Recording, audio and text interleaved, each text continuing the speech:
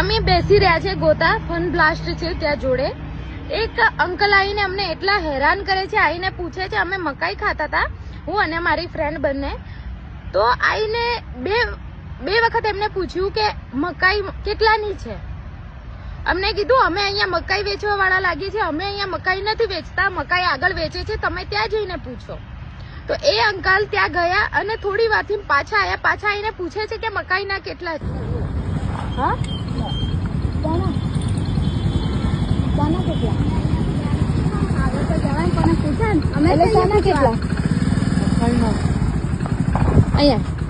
અહીંયા મકાઈ વેચતા દેખાય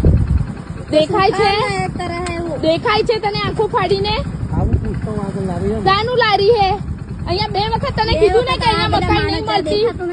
પૂછાય નહીં અમને.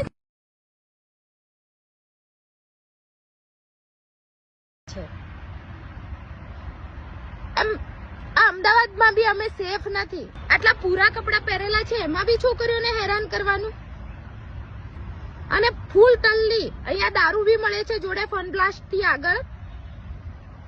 તો અહીંયા દારૂ પીને ફૂલ ટલ્લી થઈને આવીને અમને કહે છે કે આ મકાઈ કેટલાની મળે, મકાઈની કેટલાની મળે. છોકરીઓ જોઈને હેરાન કરવાનું ચાલુ. કઈ સાઈડ થી લાગે છે કે આ કપડા જોઈને અમે લોકો નાના કપડા પહેર્યા હોય ક્યાંય જઈને અમારે બેસવાનું બી નહીં શાંતિથી. પછી કે છોકરીઓ ગલત છે, છોકરીઓ ગલત છે. ક્યાંથી ગલત હોય?